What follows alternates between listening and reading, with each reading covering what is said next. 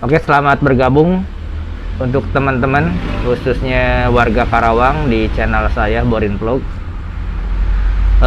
Kesempatan ini saya pengen mengulas atau membahas tentang kampanye ya.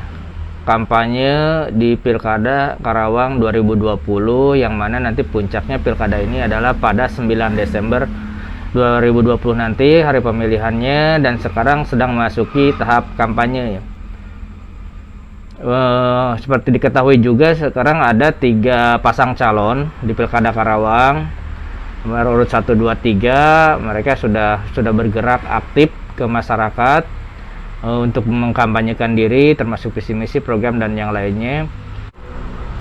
Nah, terkait kampanye untuk Pilkada 2020 ini bukan hanya di Karawang tapi juga di seluruh kota Indonesia yang memang lagi hajat pilkada, sedang tidak diperbolehkan lagi kampanye yang sifatnya mengumpulkan massa di tempat terbuka ataupun melewat konser, mengundang artis nasional. Artinya tidak boleh ada kerumunan lah ya, karena ini situasinya masih di tengah pandemi COVID-19 Corona, sehingga sekarang para tim sukses termasuk para calon juga dituntut untuk lebih kreatif dalam berkampanye.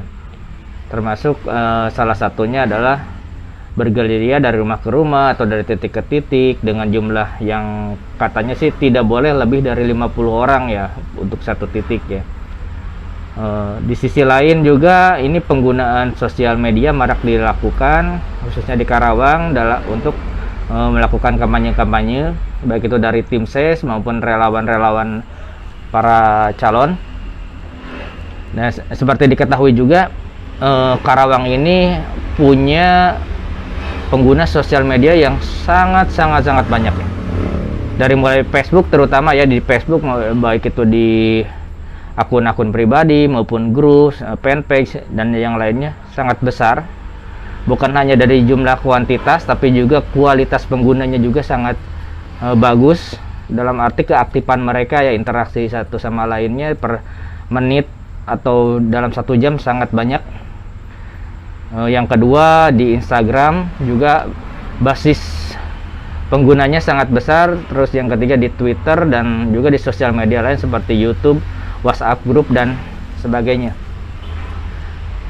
Ini penggunaan sosial media dalam kampanye juga menjadi sorotan ya akhir-akhir ini, karena banyak yang melakukan kampanye-kampanye yang sifatnya ofensif ya. Bahkan ada istilah ini apakah masuk ke ranah kampanye negatif atau black campaign, kampanye hitam. Ini menjadi sebuah fenomena ya, sebenarnya bukan hanya terjadi di pilkada kali ini ya, di pemilu-pemilu sebelumnya juga, termasuk di pilpres kemarin banyak terjadi. Nah, ini saya juga membuat video ini atas permintaan beberapa teman-teman. Kemarin banyak yang bertanya, berdiskusi dengan saya, tanggapan saya secara pribadi seperti apa sih situasi sekarang di Karawang menghadapi berbagai macam black campaign ataupun kampanye hitam yang banyak terjadi ya. Ya, saya pribadi sebenarnya tidak punya kapasitas yang benar-benar mumpuni ya kalau dibilang untuk membahas ini, tapi setidaknya saya punya beberapa background yang mungkin pantas juga untuk berbicara tentang kampanye dan beberapa situasi yang terjadi hari ini, termasuk sosial media, karena saya punya basic sosial media juga, termasuk juga pernah kuliah di Fakultas Ilmu Komunikasi, belajar jurnalistik, belajar komunikasi politik dan segala macamnya, termasuk framing informasi yang bisa mempengaruhi publik. Dari situ saya bisa mulai membaca dan memetakan seperti apa sih yang terjadi hari ini, khususnya terkait kampanye lewat sosial media di Pilkada Karawang 2020 ini. Yes, ini kenapa pakai masker ini bukan untuk gaya-gayaan, ini untuk mengingatkan teman-teman juga untuk tetap patuhi ya protokol COVID.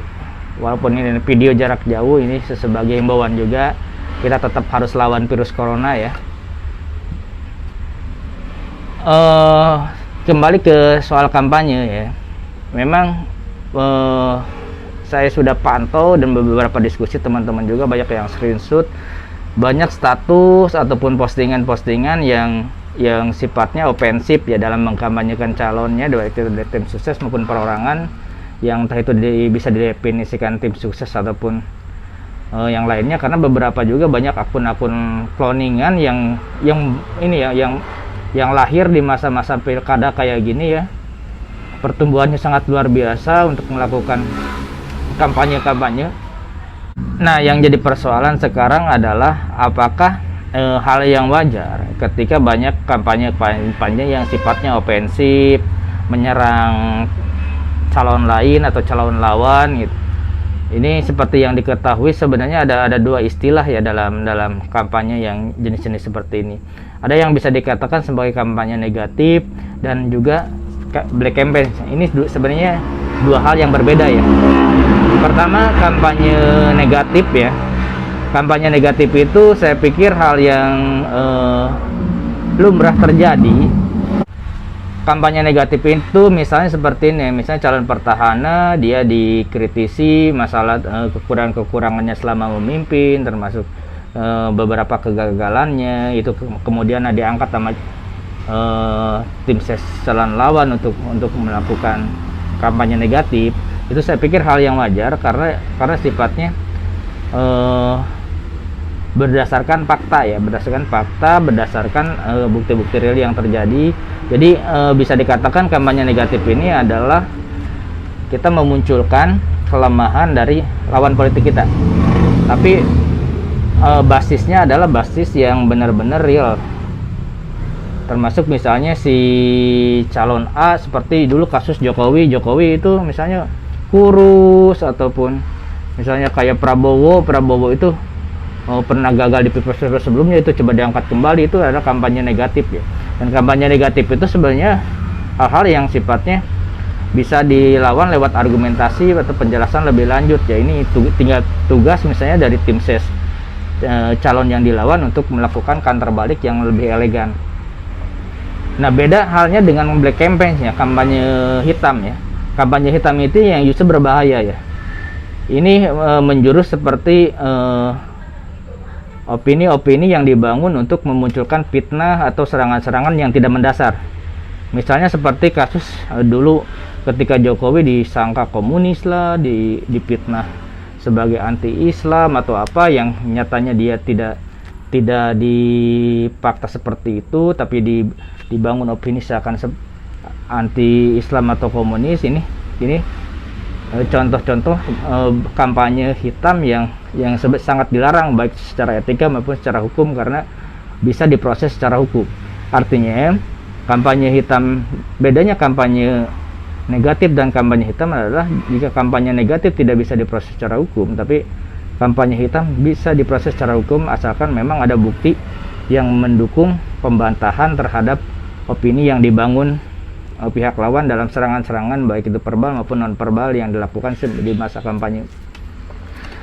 Nah, tapi yang ada banyak positifnya ketika terjadi berbagai arus informasi ya, kampanye seperti ini di tengah pilkada. Setidaknya masyarakat menjadi terbuka ya. Ada ruang-ruang pencerdasan bagi masyarakat ketika bisa mencerna ini sebagai diskursus ataupun ruang-ruang diskusi lebih lanjut.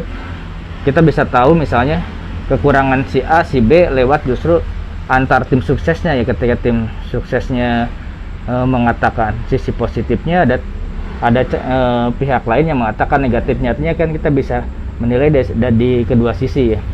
Jadi tidak membeli istilahnya kucing dalam karung yang manis-manisnya aja yang terlihat, tapi negatif-negatifnya juga mulai banyak dimunculkan, sehingga ini menjadi opsi yang menarik bagi masyarakat untuk memilah mana yang sebenarnya yang terbaik, yang sisi negatifnya paling sedikit siapa nih, yang banyak positifnya siapa, sehingga itu bisa memberikan pilihan yang lebih utuh untuk dipelajari.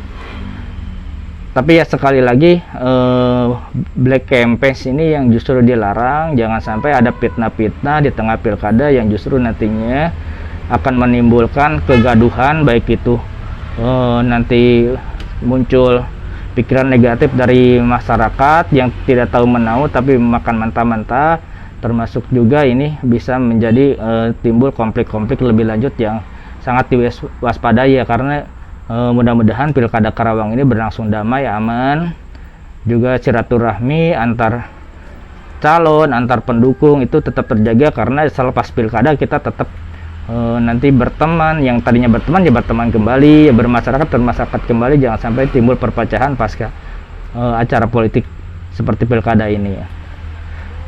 Saya pikir nanti teman-teman bisa ikut menanggapi seperti apa yang terjadi hari ini, tapi kita akan coba terus memantau seperti apa perkembangannya. Kita coba mengingatkan juga kepada pihak-pihak terkait agar tetap menjaga kondusivitas, jangan sampai terjadi hal-hal yang tidak diinginkan ya. Oke, semangat untuk warga Karawang, tetap patuhi protokol kesehatan dengan pandemi. Jangan lupa nanti datang di 9 Desember hari H pemilihan, pilih calon terbaik yang menurut teman-teman udah teman-teman saring terlebih dahulu. Jangan makan mentah informasi-informasi yang beredar khususnya di sosial media. Coba pelajari lebih lanjut, karena ini kesempatan kita untuk mendapatkan pemimpin terbaik untuk 5 tahun ke depan ya. Assalamualaikum warahmatullahi wabarakatuh.